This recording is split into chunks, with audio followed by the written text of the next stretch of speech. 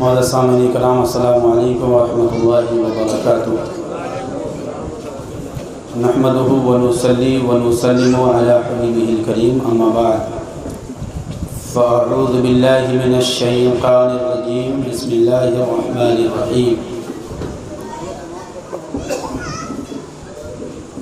یرید اللہ لیذہب عنکم الرجس اہل البیت وَيُطَهِّرَكُمْ تَطْهِيرًا۔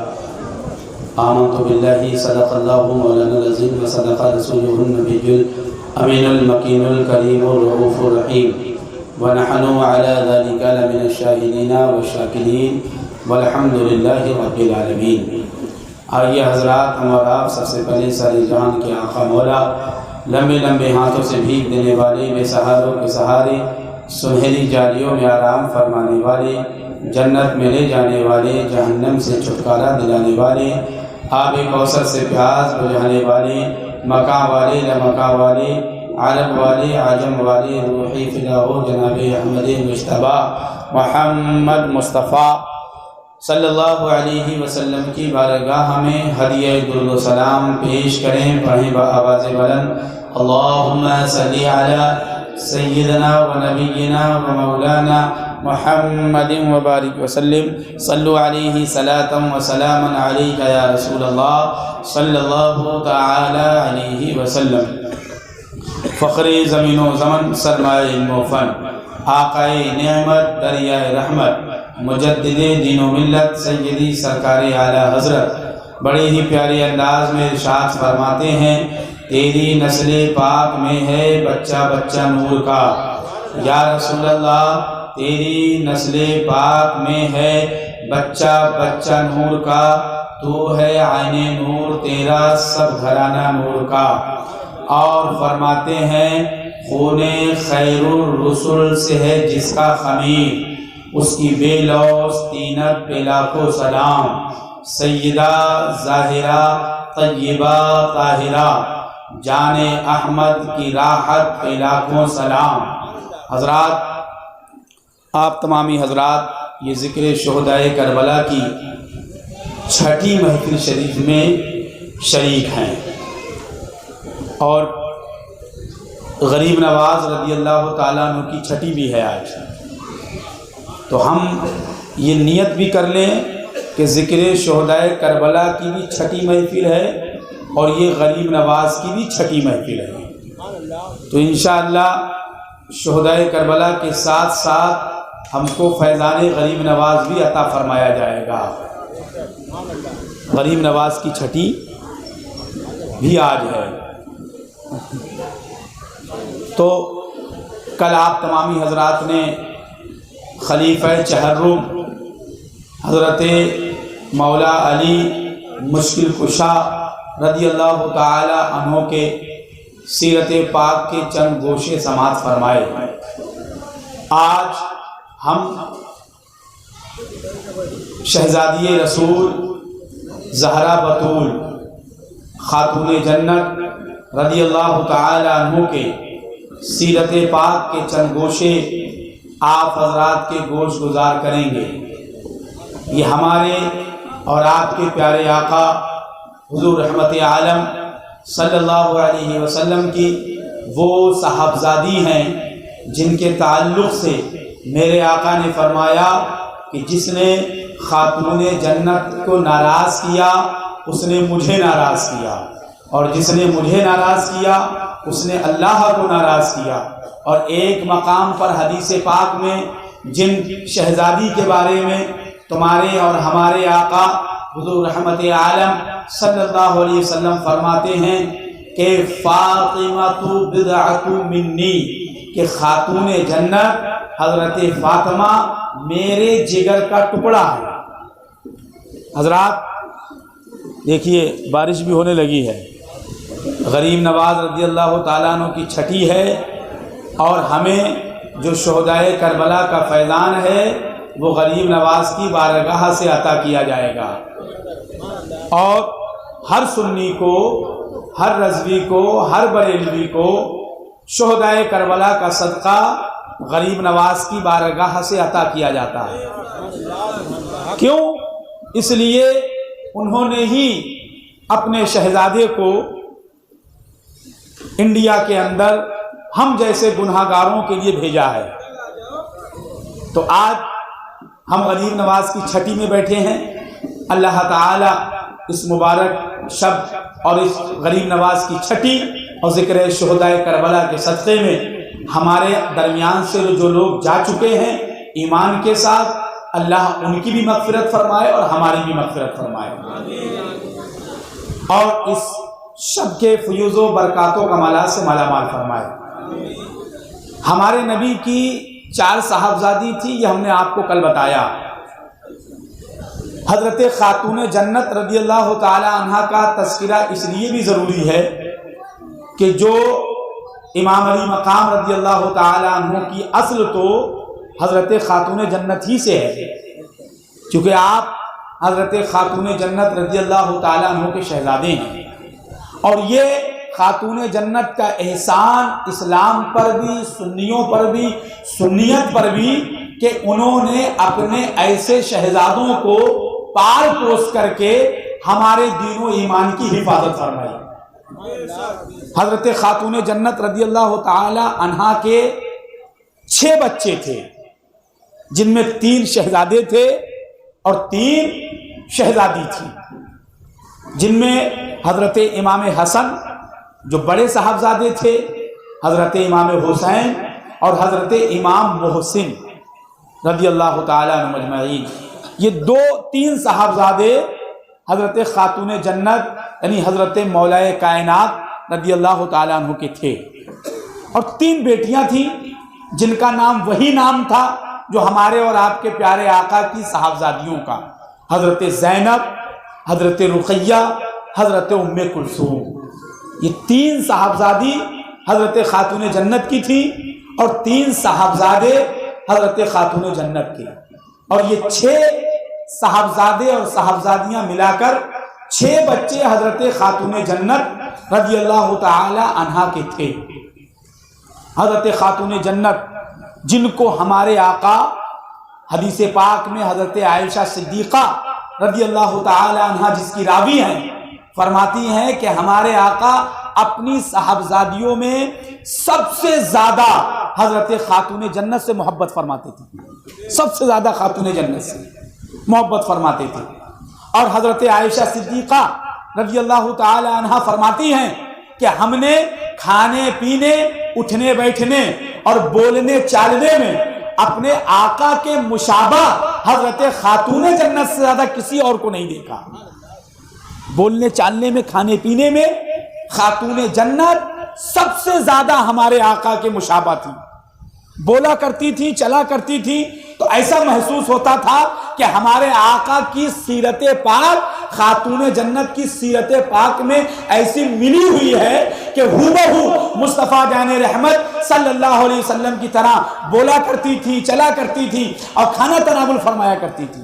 اور حضرت عائشہ صدیقہ رضی اللہ تعالی عنہا ہی راوی ہیں اس حدیث کی بھی کہ ہم ایک وقت ایسا آیا کہ ہم تمام جانثارانے جو ہے ازواج مطہرات ہم تمام بیٹھی ہوئی تھی ایک مقام پر، ہمارے آقا کی بارگاہ میں ہمارے آقا تشریف فرما ہے، اسی موقع پر حضرت خاتون جنت تشریف لے آئی، ہمارے آقا ان کے استقبال کے لیے کھڑے ہو گئے اور آگے بڑھے، خاتون جنت کو لے کر کے آئے اور اپنے مقام پر بیٹھایا۔ عائشہ صدیقہ بیان فرماتی ہیں کبھی کبھی ایسا ہوتا تھا کہ ہمارے آقا خاتون جنت کے گھر تشریف لے جایا کرتے تھے، تو خاتون جنت کا بھی یہی معاملہ ہوا کرتا تھا کہ جب اپنے والد کو آتے دیکھتی تو کھڑی ہو جایا کرتی اور اپنے آقا کا دست بوسی کیا کرتی تھی، قدم بوسی کیا کرتی تھی اور اپنی جگہ پر لا کر کے اپنے آقا کو بٹھایا کرتی تھی۔ اور یہی معاملہ ہمارے آقا بھی خاتون جنت کے ساتھ فرمایا کرتے تھے کہ جب کبھی بھی خاتون جنت آتی تھی تو حضرت عائشہ بیان فرماتی ہیں کہ ہمارے آقا خاتون جنت کے لیے کھڑے ہو جایا کرتے تھے اور اپنی صاحبزادی کو، اپنی شہزادی کو، خاتون جنت کو اپنی جگہ بٹھایا کرتی تھی۔ حضرت عائشہ بیان فرماتی ہیں کہ ایک دن ایسا ہوا ہمارے آقا نے حضرت خاتون جنت کے کان میں کوئی بات کہی، حضرت خاتون جنت رونے لگی۔ اب بیٹی کا رونا ہمارے آقا کو برداشت نہ ہوا، अब बर्दाश्त कैसे होता। ऐसी महबूब साहबजादी इतनी मोहब्बत फरमाते थे। तो हज़रत आयशा सिद्दीक़ा बयान फरमाती हैं, जब अपनी शहजादी को रोते हुए देखा, हमारे आका ने दूसरे कान में कुछ और इरशाद फरमा दिया। शहजादी मुस्कुराने लगी। हज़रत आयशा ने कहा, जब हज़रत खातून जन्नत वहाँ से उठ के हमारे पास आई तो हमने पूछा, अल्लाह के महबूब ने क्या फरमाया, आपके वालिद ने तुम्हारे कान में क्या कहा जो तुम रोने लगी। हज़रत खातून जन्नत अर्ज करती है, मैं अपने वालिद का राज फाश नहीं करूंगी। जब हमारे आका दुनिया से तशरीफ ले गए, खातून जन्नत हज़रत आयशा सिद्दीक़ा बयान फरमाती हैं, खातून जन्नत से पूछा, अब तो बता दो। तो कहा, मेरे वालिद ने जो पहली बात मेरे कान में कही वो ये कही थी कि अल्लाह के फरिश्ते हजरत जिब्राईल अलैहिस्सलातु व तस्लीम साल में एक मरतबा मेरे पास दौरा करने कुरान करीम का आते थे, लेकिन अब 2 मरतबा तशरीफ लाए हैं। एक रिवायत में आया, खातून जन्नत ने अर्ज किया, मेरे वालिद ने जो पहली मरतबा मेरे कान में सरगोशी की थी वो ये की थी कि बेटी खातून जन्नत, अब मैं इस दुनिया में बहुत कम दिन रहूंगा, मैं अपने मौला से जाकर के मिलने वाला हूँ। मैं ये सोच करके रोने लगी। उसके बाद जब मेरे वालिद ने, मेरे आका ने जब मुझे रोते हुए देखा तो दूसरे कान में ये इरशाद फरमाया कि ए खातून जन्नत, क्या तुम इस बात से राजी नहीं हो कि हमने तुम्हें जन्नती औरतों का सरदार बना दिया है। तो हज़रत खातून जन्नत फरमाती है कि मैंने जब इतना सुना तो मैं मुस्कुराने लगी। हज़रत आयशा सिद्दीक़ा रज़ियल्लाहु ताला अन्हा बयान फरमाती हैं, बेपनाह मोहब्बत फरमाती थी हमारे आका। सब साहबजादियों से ज्यादा हजरत खातून जन्नत से प्यार फरमाते हैं। और ये जो फरमाया कि मेरी शहजादी खातून जन्नत मेरे जिगर का टुकड़ा है, ये उस मौके की बात है कि जब हजरत मौलाए कायनात रज़ियल्लाहु ताला अन्हु से अबू जहल ने अपनी बेटी के निकाह की पेशकश की और हजरत अली ने उसकी इस पेशकश को कबूल भी फरमा लिया। हमारे आका मिंबर पर चढ़कर के इरशाद फरमाया कि मैं किसी हराम चीज को हराम नहीं करता, किसी हलाल को हराम नहीं करता और किसी हराम को हलाल नहीं करता, लेकिन कयामत तक दुश्मने खुदा की बेटी और महबूबे खुदा की बेटी एक घर में नहीं रह सकती है। उसके बाद हदीस में फरमाया गया, जब तक खातून जन्नत हयात रही हजरत अली ने दूसरा निकाह नहीं किया। बेपनाह मोहब्बत फरमाते हैं। और हालत तो यह है मुसलमानों, आज हमारे पास 4 पैसा हो जाता है, आज हम बंबई गुजरात और महाराष्ट्र जाकर के चंद पैसे कमा लेते हैं, तो हमारे घर में नौकरानी होती है, खाना बनाने वाली होती है, कपड़े धोने वाली होती है, झाड़ू और पोछा करने वाली होती है। जरा सा हमारे पास 2 पैसे हो जाते हैं, इसी बंबई की सरजमीन पर, इसी यूपी गोंडा और बस्ती और आपके प्रतापगढ़ कुंडा से अगिया से 20 रुपए की या 2 रुपए की चप्पल पहन करके कोयले वाली ट्रेन में बैठ करके बंबई गए थे, जो शक्ल भी नहीं पहचानी जाती थी। लेकिन आज 4 पैसा हो गया तो बातें आ गई हैं, वहाबी के साथ खाने लगे हैं, देवबंदी के साथ खाने लगे हैं और ना जाने क्या क्या हरकतें करने लगे हैं। और फिर ये कहते हैं कि आखिर कब तक ये परहेज करेंगे, कब तक ये हम रिश्ता और नाता तोड़ेंगे, कैसे भाइयों को छोड़ेंगे। लेकिन मुसलमानों, आओ देखो हमारे नबी की सीरत देखो, सहाबा की सीरत देखो, खातून जन्नत की सीरत देखो, इन बुजुर्गों की सीरत, खातून जन्नत की सीरत हमारी मिल्लत की औरतों के लिए भी मशाले राह है। और सहाबा इकराम की सीरत हमारे जवानों के लिए मशाले राह है। हज़रत खातून जन्नत है, अपना काम काज खुद करती हैं, खुद चक्की पीस करके आप जो है अपना काम काज करती हैं, अपने कपड़े खुद धुलती थी और अपने घर का सारा काम काज करती थी। सारे कायनात के मालिको मुख्तार हैं, सारी कायनात के पालनहार हैं। अल्लाह ने कायनात के खजानों की चाबियां महबूब का अता फरमाई है और उसी महबूब की शहजादी है जो अपना सारा काम काज खुद किया करती थी।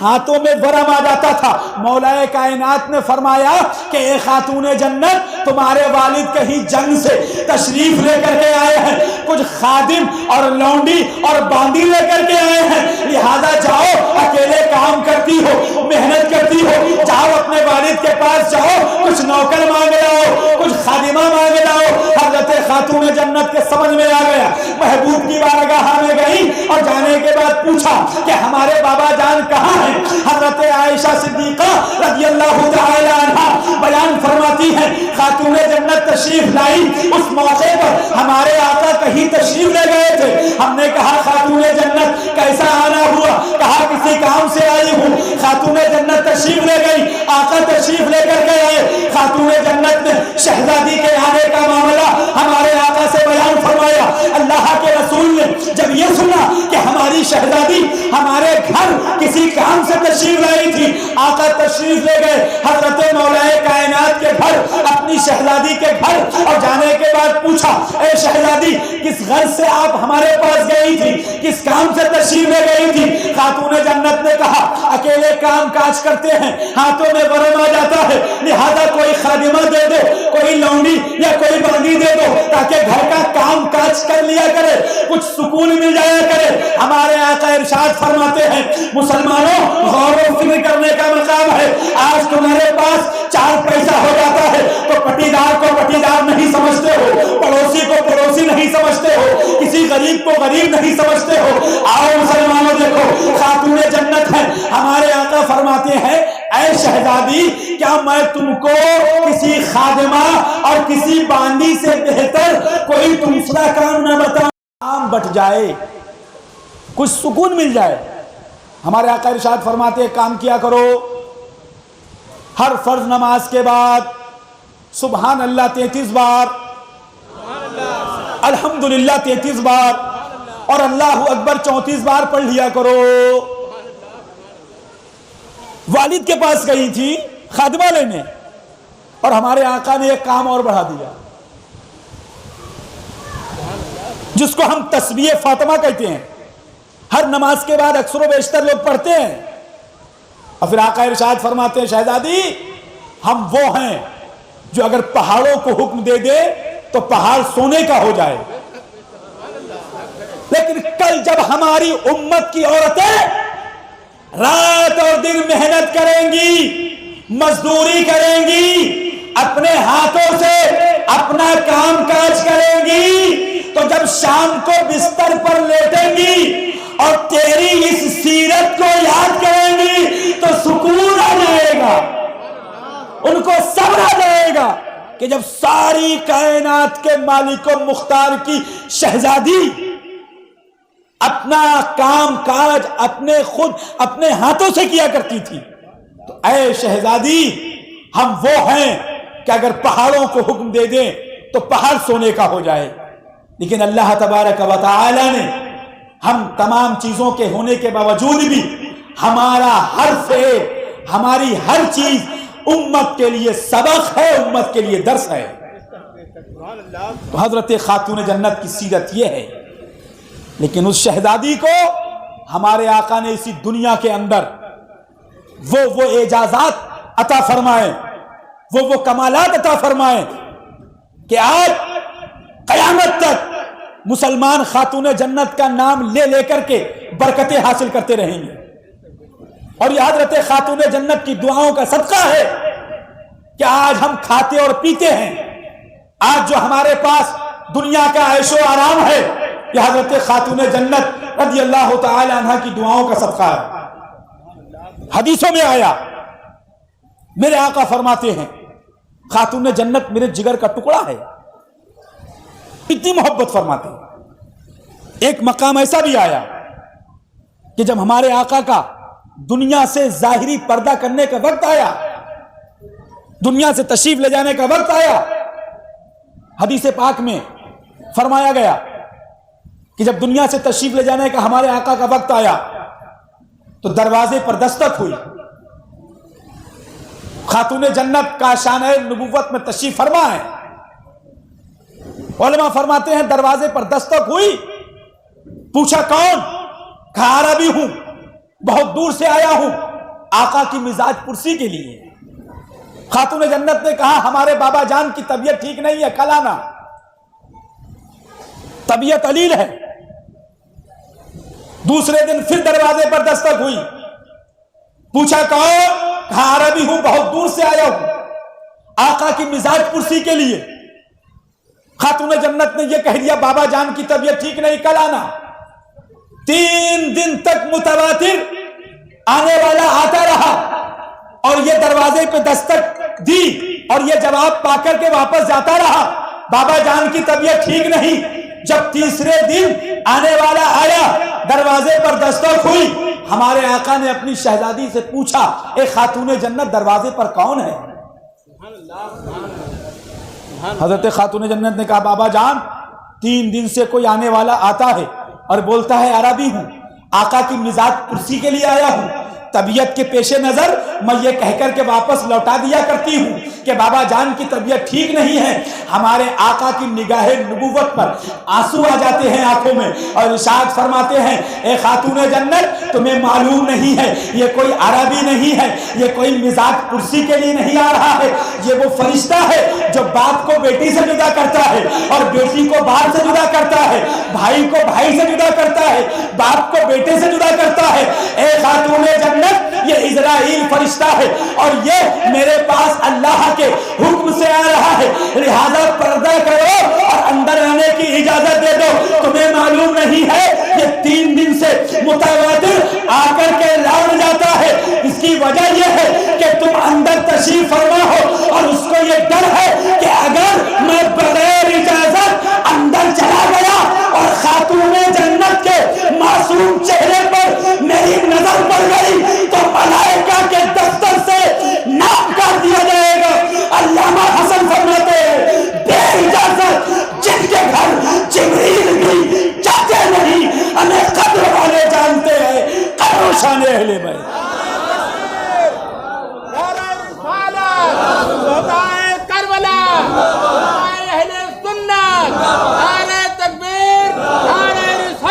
آقا نے فرمایا پردہ کرو اندر آنے دو. یہاں تھوڑی دیر رکیے. راوی بیان فرماتے ہیں ہمارے آقا نے ارشاد فرمایا خاتون جنت دروازے پر کون ہے؟ وہابی دیوبندی کہیں گے جب معلوم تھا تو پوچھا کیوں؟ ہماری تقریریں سنتے ہیں نا تو سبھی سنتے ہیں وہابی دیوبندی علماء اہل سنت کی بہت ساری چیزیں ایسی آ جاتی ہیں کہ پوچھ لیا دروازے پر کون ہے تو وہابی کو موقع مل جاتا ہے کہ کون ہے. یہ کہتے ہیں سنی بریلوی کے نبی کو علم غیب ہے تو پوچھا کیوں ہے؟ پوچھا کیوں؟ علم غیب ہے کہ نہیں یہ ہم سنیوں کو پتا ہے نا. ہم سنیوں کو یقین ہے اور ہم ایسی چھوٹی موٹی چیزوں پر دھیان بھی نہیں دیتے ہیں کیونکہ ہمارا دھیان اس میں لگ چکا ہے کہ نبی غیب داں ہے. اب اس میں ہم کچھ سوچتے ہی نہیں ہیں. لیکن وہابی دیوبندی سوچتے ہیں اور وہ اعتراض کرتے ہیں. اچھا ایک بات بتائیے ہمارے نبی کو غیب نہیں ہے یہ وہابی مانتے ہیں کہ نہیں؟ لیکن کسی دیوبندی سے پوچھو کہ اللہ کو غیب ہے کہ نہیں؟ اللہ کو غیب ہے؟ یہ وہابیوں کا عقیدہ ہے کہ ہے؟ اللہ کو غیب ہے یہ وہابی بھی مانتے ہیں دیوبندی بھی مانتے ہیں. اسی قرآن شریف میں اللہ تبارک و تعالیٰ نے ایک مقام پر پوچھا. اب پورے جتنے بھی واقعات اس طریقے کے ہوں کہ جس میں ہمارے آقا نے صحابہ سے پوچھ لیا ہو کیا کھا کے آئے ہو، یا دن کون سا ہے، ٹائم کیا ہو رہا ہے، کہاں جانا ہے، کہاں سے آئے ہو، کیا کر رہے ہو، کہاں جا رہے ہو، پوچھا ہوگا نا. حدیثوں میں آیا ہوگا. ایسے بے شمار واقعات ہوں گے کہ جس میں ہمارے آقا نے صحابہ سے پوچھا ہوگا کہاں جا رہے ہو، کہاں سے آ رہے ہو، کیا کر رہے ہو. تو ان سب کے اعتراض کا ایک جواب اللہ کو غیب ہے کہ نہیں؟ تو محبت سے بولو ہے. یہ وہابی دیوبندی بھی اس کو مانتے ہیں کہ اللہ کو غیب ہے. تو اگر کوئی چیز پوچھنا کسی سے یہ غیب نہ ہونے کی دلیل وہابیوں کے یہاں، تو آؤ قرآن شریف کھولو. ایک آیت کریمہ ہے اللہ تبارک و تعالیٰ نے جب حضرت موسیٰ علیہ السلام کو کوہ طور پر نوازا تو ان کے ہاتھ میں تھا عصا. قرآن شریف میں اللہ نے فرمایا تلکا بھی یمینی کا یا موسیٰ. تو محبت سے بولے اے موسیٰ تمہارے ہاتھ میں کیا ہے؟ تو اگر پوچھنا علم غیب نہ ہونے کی دلیل ہے تب تو پھر یہ کہنا پڑے گا معاذ اللہ اللہ کو بھی غیب نہیں ہے. یہ معاذ اللہ پھر یہ کہنا پڑے گا کہ اللہ کو بھی غیب نہیں ہے. اس لیے پوچھنا یہ غیب نہ ہونے کی دلیل وہابیوں کے یہاں دیوبندیوں کے یہاں. اب حدیث پاک میں علماء اہل سنت کی جتنی کتابیں ہیں ان میں اس طریقے کے جتنے بھی واقعات ہیں جس میں ہمارے نبی نے صحابہ سے پوچھا اور کوئی وہابی اعتراض کرے تو یہ آیت لے کے کھڑے ہو جانا. پہلے یہ پوچھنا کہ تمہارے نزدیک اللہ کو غیب ہے کہ نہیں. تو یہ کہے گا ہاں اللہ کو غیب ہے. تو اگر آیت نہ یاد رہے تو مفہوم یاد رکھیے گا کہ قرآن شریف میں آیت کریمہ آئی ہے اس کا مفہوم یہ ہے کہ جب اللہ تعالی نے حضرت موسیٰ علیہ السلام کو کوہ طور پر نوازا تو ان سے پوچھا ہے موسیٰ تمہارے ہاتھ میں کیا ہے؟ اللہ کو نہیں معلوم کہ حضرت موسیٰ علیہ السلام کے ہاتھ میں کیا ہے. عصا ہے, ڈنڈا ہے, لاٹھی ہے, نہیں معلوم. لیکن ہر جگہ پوچھنا اسی لیے نہیں ہوتا ہے کہ معلوم نہیں ہے.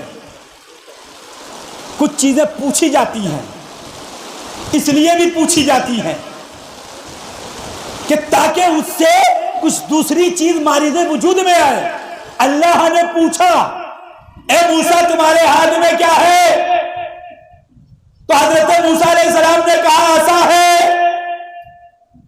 اس سے میں موذی جانور مارتا ہوں, اس سے میں بکریوں کے لیے پتے توڑتا ہوں, یہ درخت بن جاتا ہے اور حسب خواہش مجھے پھل دیتا ہے اور درخت کے سائے میں بیٹھ جاتا ہوں.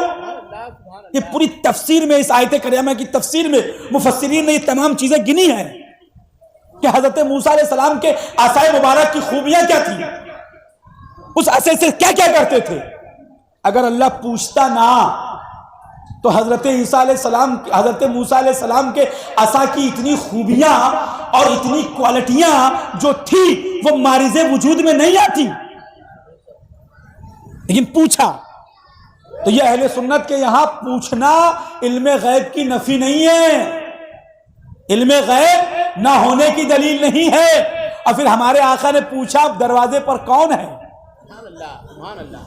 چونکہ بتانا ہے کہ دروازے پر کون ہے. کہیں کہیں کچھ بتانے کے لیے بھی پوچھا جاتا ہے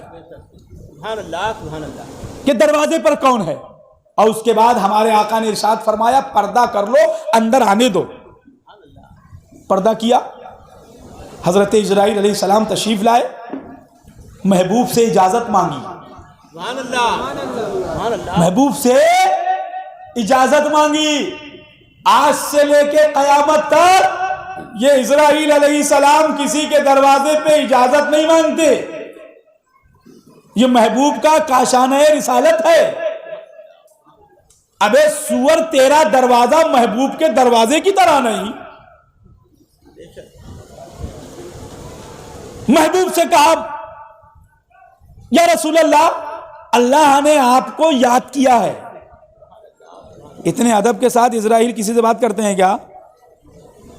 اسی لیے علامہ حسن نے کہا قدر والے جانتے ہیں. ابے جن کی اوقات نہیں ہے وہ کیا جانے اہل بیت کی عظمت, جن کی کوئی حیثیت نہیں وہ کیا جانے اہل بیت کی عظمت.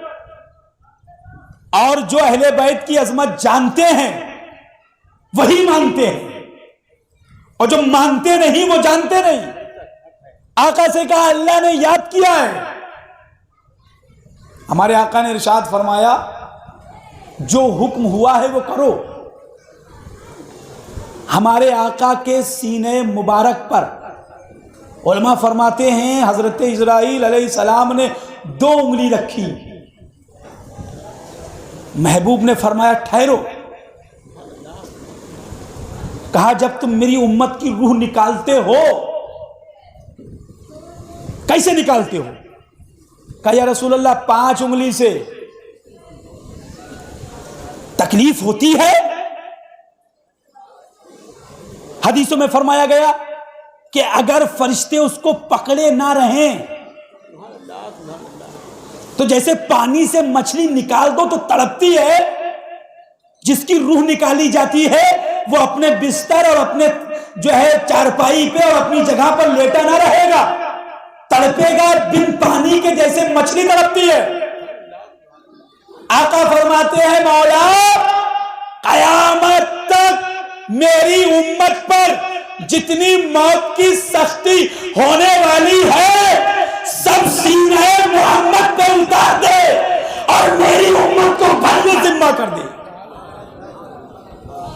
ہمارے آقا نے یہ دعا فرمائی، کس کے لیے؟ امت کے لیے۔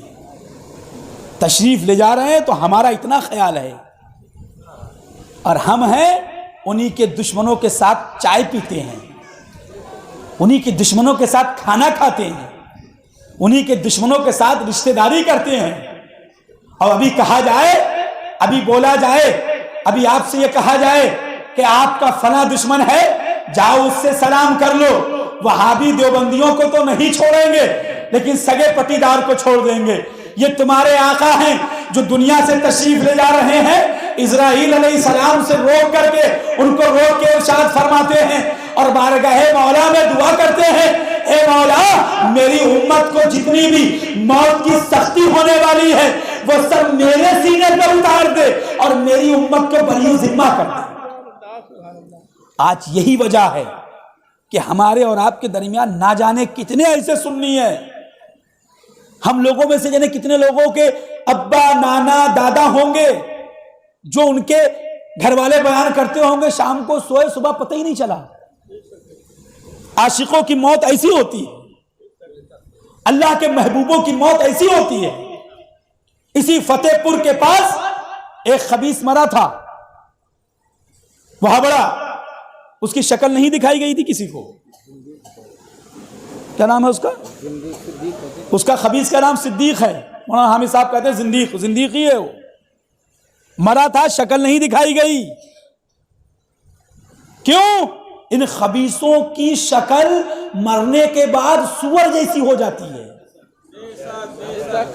ان کی شکل دکھائی نہیں جاتی ہے مرنے کے بعد، چونکہ پوری زندگی ان کا رٹّا یہی ہوتا ہے۔ معاذ اللہ، تمہارے نبی کو سور سے بدتر لکھا معاذ اللہ، تو یہ مرنے کے بعد سور ہی ہو جاتے ہیں۔ اور ایسا نہیں کہ یہ سنا سنایا واقعہ ہے، فتح پور کوئی بہت دور نہیں ہے، فتح پور ہسوا یہ پاس میں ہی ضلع ہے آپ کا۔ ہتھوڑا خبیث، ہتھوڑا گاؤں، اسی ہتھوڑا کا زندیق وہ ہاوڑا تھا۔ اس وقت میں فتح پور کے اندر تھا اور وہاں کے لوگوں نے بتایا، کچھ سنی بھی اس کے پاس جایا کرتے تھے، انہوں نے بتایا کہ لوگ گئے تو اس کی شکل نہیں دکھائی کسی کو۔ لیکن ہم اہل سنت میں کسی کا انتقال ہوتا ہے تو دیکھنے والے جب آتے ہیں تو یہی کہتے ہیں، ارے ایسا لگ رہا ہے جیسے سو رہے ہیں۔ یہ ایمان کی برکت ہے۔ اور گستاخ رسول اور گستاخ صحابہ جو میدان محشر میں جو سزا ملنے والی ہے وہ تو ہے، دنیا کے اندر بھی ان کو ان کا انجام دکھا دیا جاتا ہے۔ اور ایسا ہی نہیں، یہ کوئی ہم ایسا نہیں ہے کہ ہم ایسے ہی بول رہے ہیں، قرآن شریف سے ثابت ہے۔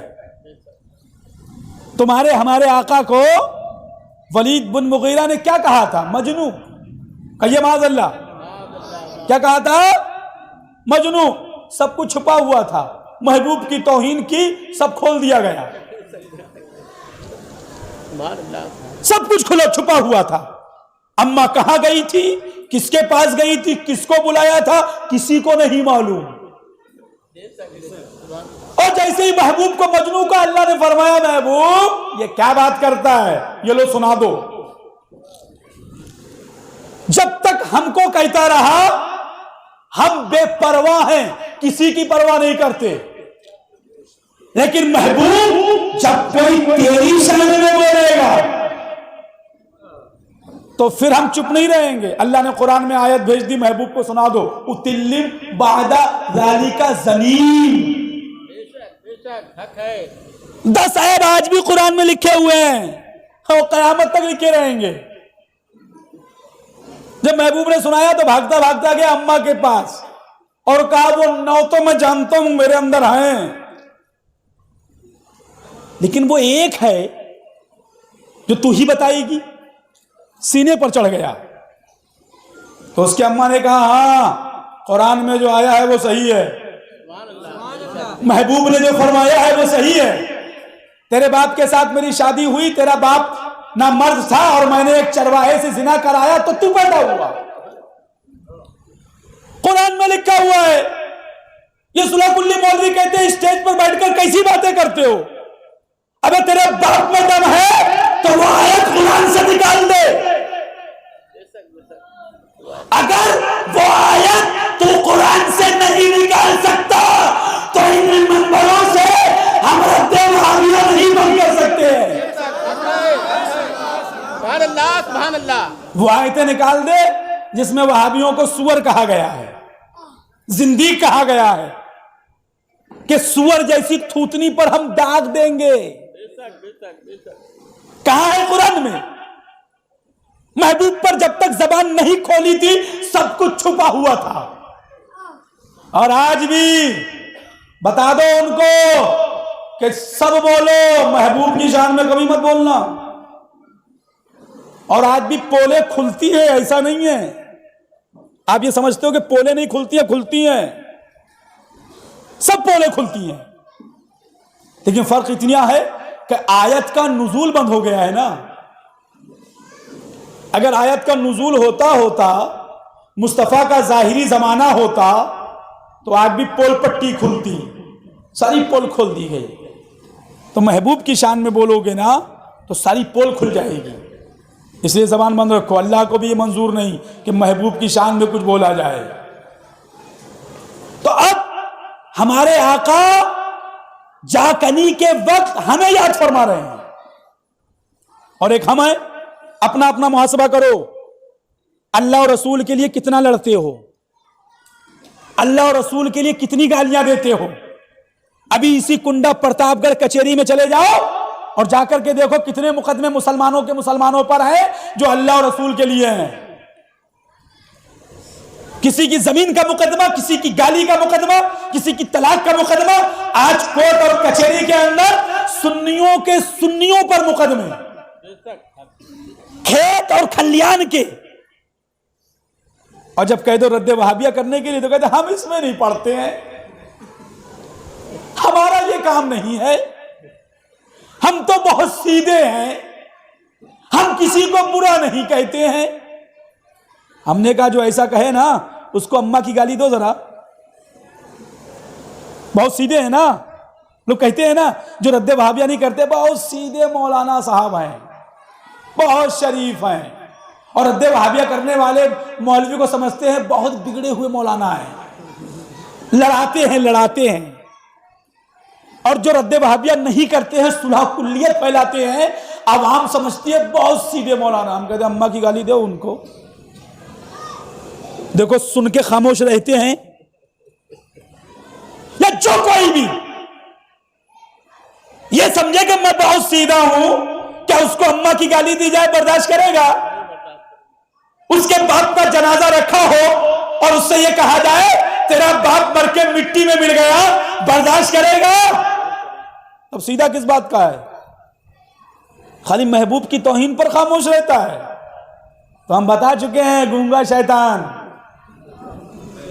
اعلی حضرت لکھ چکے ہیں گونگا شیطان جو اپنے ابا پہ بولے, اماں پہ بولے, برادری پہ بولے, خاندان کی لڑائی میں لاٹھی لے کر نکل آئے, پیجامے سے باہر آ جائے.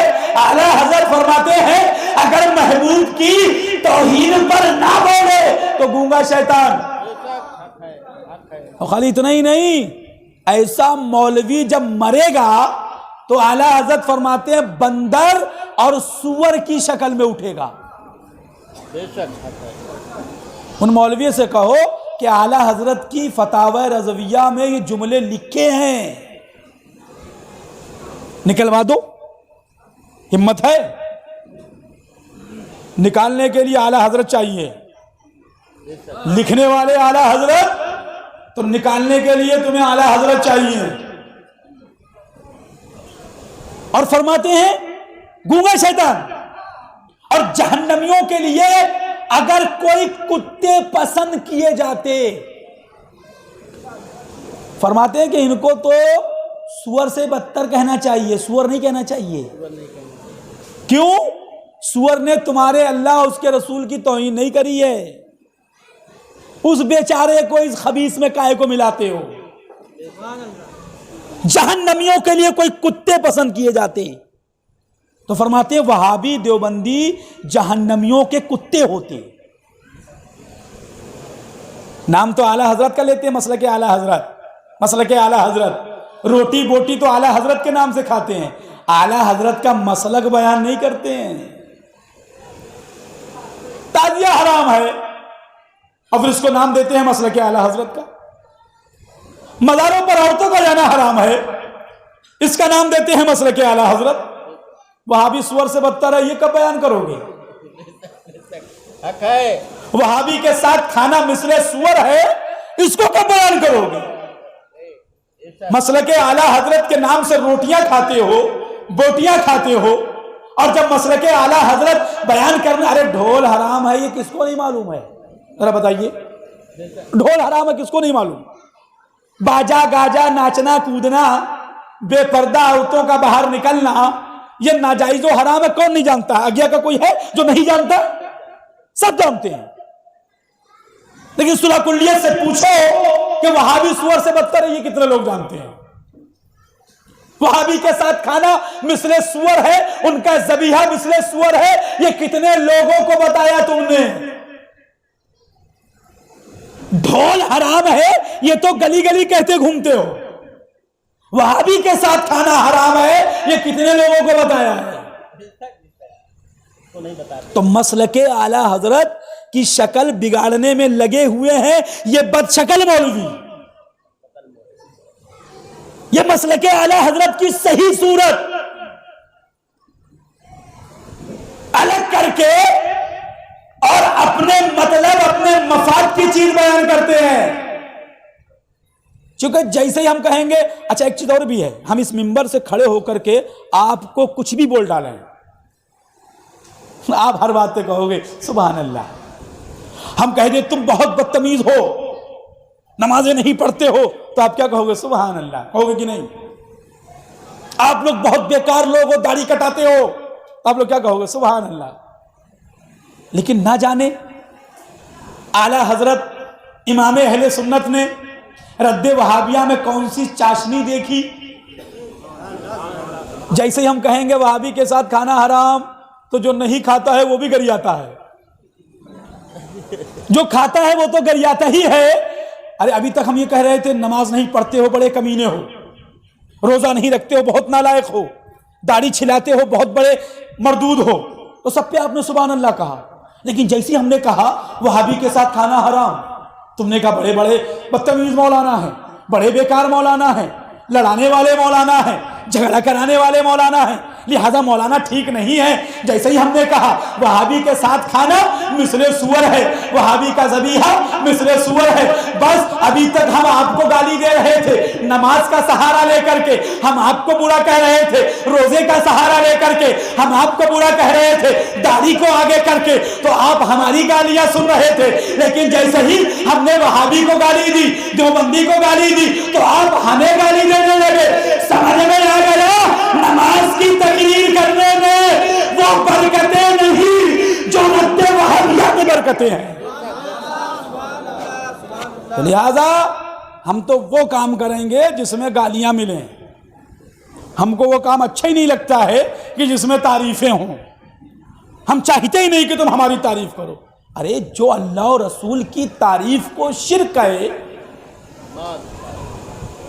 اس کی ہم تعریف سنیں گے، اور پھر ہم ایسے کے ماننے والے؟ مظہر اعلی حضرت تقریر فرماتے ہیں، کسی نے آ کے کہہ دیا ذکر شہدائے کربلا سنا رہے تھے کسی نے آ کے کہہ دیا حضور فلاں رافضی ہے وہ آپ کی بہت تعریف کر رہا تھا،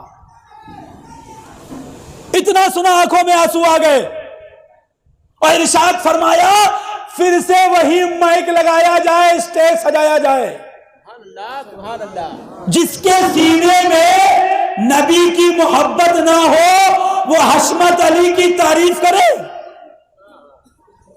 آج تو یہ ملا پھول کے غبارہ ہو جائے گا، ارے وہابی ہماری تعریف کر رہے ہیں، دیوبندی ہماری تعریف کر رہے ہیں، رافضی ہماری تعریف کر رہے ہیں، لیکن ہمارے بزرگان دین اللہ اور رسول کا جو گستاخ وہ ہماری تعریف کرے، اور دوسرے دن سبحان اللہ جو رد وہابیہ اور رافضیوں کا رد فرمایا، دوسرے دن کہا کہ ہاں آپ برائی کر رہے ہیں، ارشاد فرمایا ہماری تقریر کامیاب ہو گئی۔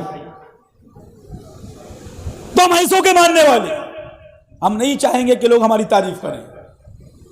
تو میں کیا عرض کر رہا تھا، ہمارے آقا نے فرمایا سب سینے محمد صلی اللہ علیہ وسلم پر اتار دو اور میری امت کو بری ذمہ کر دو۔ ہمارے آقا سے دنیا سے ہمارے آقا ظاہری طور پر تشریف لے گئے، اب جب دنیا سے تشریف لے گئے تو ظاہر سی بات ہے کہ ایک باپ کا سایہ کسی بیٹی کے سر سے اڑ جائے تو یہ وہی بتا سکتا ہے، اور پھر باپ بھی ایسے، والد بھی ایسے، جو امام الانبیاء، امام الرسل، ساری کائنات کے مالک و مختار حضرت خاتون جنت ہمارے آقا سے ظاہری پردہ کرنے کے بعد 6 مہینہ تک اس دار فانی میں حیات رہی، اور کبھی آپ نے اپنے چہرے پر تبسم نہیں آنے دیا، کبھی آپ ہنسی نہیں، کبھی آپ مسکرائی نہیں، اور دن رات اپنے بابا جان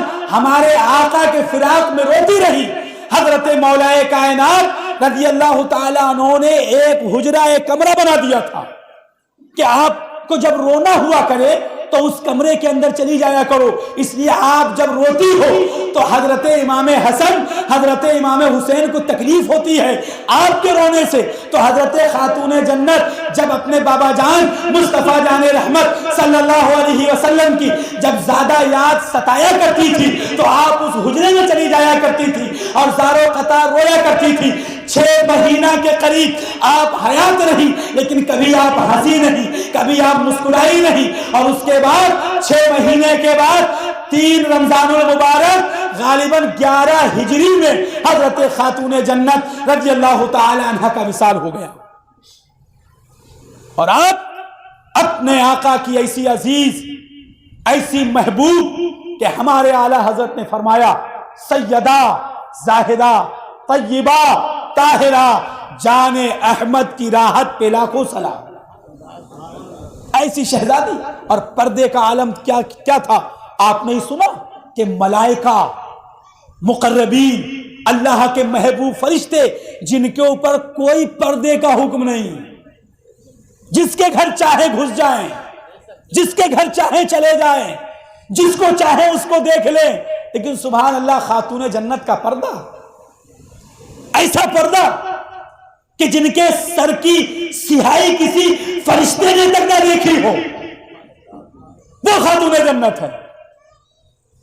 اور اپنے آقا حضور رحمت عالم صلی اللہ علیہ وسلم کی بارگاہ سے وہ انعامات عطا فرمائے کہ ایک موقع پر حضرت مولا کائنات رضی اللہ تعالیٰ عنہ ہمارے آقا کی بارگاہ سے تشریف لائے، اور لانے کے بعد کچھ تاخیر ہو گئی۔ خاتون جنت نے پوچھا یہ تاخیر ہونے کی وجہ کیا ہے، آپ کہاں تھے جو اتنی تاخیر سے گھر تشریف لائے ہیں؟ حضرت مولا کائنات فرماتے ہیں کہ میں اپنے آقا کی بارگاہ میں بیٹھا ہوا تھا اور اپنے آقا کی زبان سے پیاری پیاری باتیں سن رہا تھا۔ کہا ہمارے بابا جان تم سے کیا باتیں فرما رہے تھے، ذرا ہمیں بھی بتاؤ۔ حضرت مولا کائنات فرماتے ہیں ہمارے آقا حضرت ہارون علیہ السلام کی شہزادی کی جو ہے شادی کا تذکرہ فرما رہے تھے، اور اس کے اندر یہ فرما رہے تھے کہ حضرت ہارون علیہ السلام نے اپنی لڑکی کی شادی میں اپنے داماد کو ایسی جوتیاں جہیز میں عطا فرمائی تھی جو ہیرے جواہرات سے جڑی ہوئی تھی۔ حضرت خاتون جنت نے عرض کیا اچھا آپ یہ بات اس لیے دوہرا رہے ہیں کہ ہمارے بابا جان نے آپ کو کچھ نہیں دیا، ہمارے بابا جان نے آپ کو کچھ نہیں دیا. رات ہوئی, سوئے, حضرت مولا کائنات خواب میں کیا دیکھتے ہیں؟ جنت ہے, سبحان اللہ سبحان اللہ. اور جنت سجی ہوئی ہے, ایک نورانی تخت رکھا ہوا ہے, اس پر خاتون جنت تشریف فرما ہے. حضرت مولا کائنات کو پیاس لگی, کہا خاتون جنت پانی پینا چاہتا ہوں. ایک جنت کی ملکہ سے خاتون جنت نے اشارہ فرمایا کہ علی کو پانی پلاؤ. حضرت مولا کائنات کے پانی پیش کیا گیا. مولا کائنات نے حالت خواب میں خاتون جنت سے پوچھا یہ ملکہ کون ہے؟ خاتون جنت فرماتی ہیں یہ وہی ہے جن کا ذکر میرے بابا جان تم سے کر رہے تھے. ہارون علیہ السلام کی یہ وہ شہزادی ہے کہ جن کے جہیز میں حضرت ہارون علیہ السلام نے ہیرے جواہرات سے جڑی ہوئی جڑی بوٹیوں اور جڑی ہوئی جوتیاں عنایت فرمائی تھی.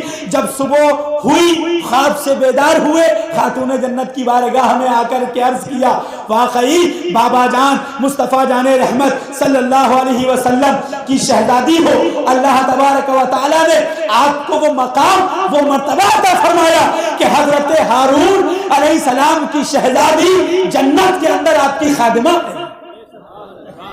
یہ حضرت خاتون جنت کا مقام ہے, یہ حضرت خاتون جنت کی شان ہے کہ ہمارے آقا حضور رحمت عالم صلی اللہ علیہ وسلم فرماتے ہیں جس نے خاتون جنت کو ناراض کیا اس نے مجھے ناراض کیا. جس نے خاتون جنت کو گالی دی آقا فرماتے اس نے مجھے گالی دی. جس نے خاتون جنت کی توہین کی اس نے میری توہین کی, اور جس نے میری توہین کی اس نے اللہ کی توہین کی. تو خاتون جنت کی توہین, خاتون جنت کو پریشان کرنا, خاتون جنت کو ناراض کرنا, آقا فرماتے ہیں خاتون جنت کی ناراضگی میری ناراضگی ہے, خاتون جنت کو کی توہین میری توہین ہے. لہذا یہ خاتون جنت کا مقام ہے ہمارے آقا کی بارگاہ میں. اسی لیے ہمارے اعلیٰ حضرت امام اہل سنت فرماتے ہیں خون خیر الرسل سے ہے جس کا خمیر اس کی بے لوث طینت پہ لاکھوں سلام. حضرت خاتون جنت رضی اللہ تعالی عنہا کی چادر تطہیر مشہور ہے. اللہ تبارک و تعالی نے قرآن پاک میں حضرت خاتون جنت اور شہدائے کربلا اور اہل بیت کرام کی پاکی کا ذکر قرآن پاک میں فرمایا ہے. یہ بہت مشہور و معروف ہے کہ حضرت خاتون جنت کی چادر تطہیر میں 72 پیون تھے. 72 پیون چادر تطہیر میں, لیکن وہ پیوند نہیں تھے, ساری کائنات کا نور اس چادر تطہیر میں تھا. ایک موقع ایسا آیا میں آپ کو چادر تطہیر اور خاتون جنت کی فضیلت کی خصوصیت ہمارے آقا فرماتے ہیں کہ ایک وقت ایسا آیا کہ مکہ مکرمہ اور مدینہ طیبہ کے کفار و مشرکین کی شہزادیاں ہمارے آقا کی بارگاہ میں آئیں اور خاتون جنت کی دعوت کہ آپ تو تشریف نہیں لائیں گے لیکن آپ اپنی شہزادی کو ہمارے یہاں دعوت میں بھیج دیجیے. اور علماء فرماتے ہیں دعوت کرنے کا مطلب یہ تھا کہ وہ جانتی تھی کہ یہ 72 پیون والی چادر اوڑھا کرتی ہیں. اب نبی کی شہزادی جب 72 پیون والی چادر اوڑھ کر ہمارے گھر آئیں گی تو ہم ان کا مذاق اڑائیں گے معاذ اللہ.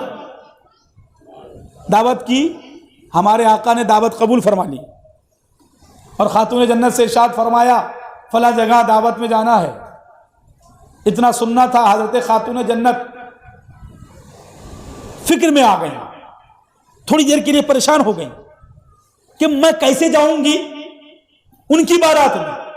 وہ لوگ قیمتی قیمتی لباس پہنے ہوں گی اور میں یہ 72 پیون والی چادر پہن کے جاؤں گی. ہمارے آقا نے فرمایا تم تیاری کرو, اس کا انتظام ہم پر چھوڑ دو. حضرت جبریل آ گئے جنت سے جوڑا لے کر, اللہ کی بارگاہ کا سلام پیش کیا. آقا کی بارگاہ میں اللہ نے سلام کہا ہے اور خاتون جنت سے کہا آپ 72 پیون والی چادر اوڑھے. اور وہی چادر اوڑھ کر آپ شادی میں جائیں اور پھر ہماری قدرت کا مظاہرہ کریں. خاتون جنت اپنے 72 پیوند والی چادر اوڑھتی ہیں. یا اہل سنت جانتے ہیں کہ وہ پیوند میں کیا تھا؟ یہ تو میدان محشر میں اسی چادر تطہیر کے نیچے ہر سنی ہوگا اور وہ 72 پیوند والی چادر سے نور کی شعائیں نکلتی ہوں گی، تب سمجھ میں آئے گا. ابھی تو فضیلت کے قائل ہم اہل سنت ہی ہے، لیکن میں نے آپ کو بتایا کہ میدان محشر میں سب قائل ہو جائیں گے. وہی نور ہوگا جو سنیوں سے دیوبندی پوچھیں گے کہاں سے لائے ہو، تو ہم کہیں گے چادر تطہیر کے پیوند کو تم پیوند مانتے تھے، ہم اس چادر تطہیر کو نور والی چادر مانتے تھے. اور اس کے بعد ارشاد فرمایا کہ تیاری کرو. خاتون جنت نے اس 72 پیوند والی چادر کو زیب تن کیا اور شادی خانہ آبادی میں تشریف لے گئیں. علماء حضرت خاتون جنت کی اس چادر تطہیر کی کرامت یہ بیان فرماتے ہیں کہ جب تشریف لے گئیں تو عورتوں نے جب دیکھا کہ پوری شادی کا گھر نور و عرفان سے روشن ہو گیا اور تمام کی تمام وہ کفار و مشرکین کی عورتیں جو بہت قیمتی لباس پہن کر آئی تھی بے ہوش ہو گئی اس نور کو دیکھ کر. اور بے ہوش ہوتی بھی کیوں نہ، ہمارے آقا فرماتے ہیں کہ ابو بکر صدیق میری حقیقت کو میرے رب کے سوا کوئی دوسرا نہیں جانتا ہے. 70,000 پردے محبوب کو بے حجاب کسی میں دیکھنے کی تاب نہیں، وہ نور ایسا ہے. بے ہوش ہو گئے، ہوش آیا قریب آئی، خاتون جنت سے پوچھا خاتون جنت یہ کیا ہے؟ خاتون جنت نے فرمایا لباس ہے، کپڑا ہے. کہاں سے آیا؟ خاتون جنت نے فرمایا جنت سے. کون لائے؟ کہا حضرت جبریل. کہا جنت کا جوڑا ہے؟ کہاں جنت سے آیا ہے. اس میں علماء فرماتے ہیں ساری کی ساری عورتیں خاتون جنت کے ہاتھ پر کلمہ پڑھ کے مسلمان ہو گئی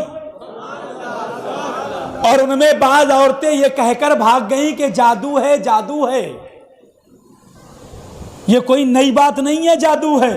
ابو جہل پوری زندگی اسی کو جادو کہتا رہا.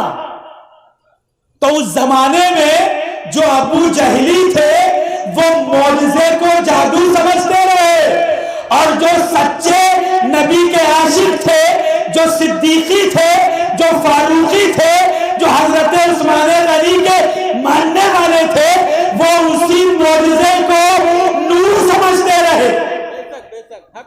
تو جو جادو کہنے والی تھی وہ بھاگ گئی اور جن کے مقدر میں اللہ تعالیٰ نے ایمان رکھا وہ تمام کی تمام کلمہ پڑھ کے مسلمان ہو گئی.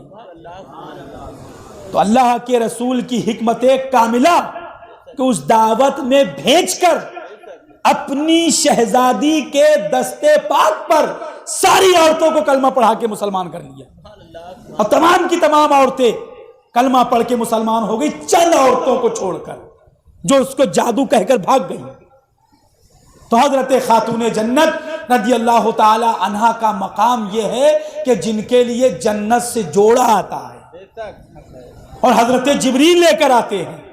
تو اسی خاتون جنت رضی اللہ تعالی عنہا کے یہ 2 شہزادے ہیں، حضرت امام حسن، حضرت امام حسین، جن کا تعلق حضرت امام حسین کا تعلق کربلا کے میدان سے ہے اور حضرت امام حسن کا تعلق رضی اللہ تعالی عنہما ان کا تعلق اس واقعے سے ہے کہ جو حضرت امیر معاویہ اگر دیکھا جائے تو مسلمانوں میدان کربلا کی جو جنگ ہے اس کی شروعات حضرت امام حسن رضی اللہ تعالی عنہ کی شہادت کے بعد ہی سے ہو جاتی ہے. شہادت حضرت امام حسن کی جو ہوئی ہے اسی شہادت ہی سے میدان کرب و بلا کی شہادت کا بہت گہرا تعلق ہے.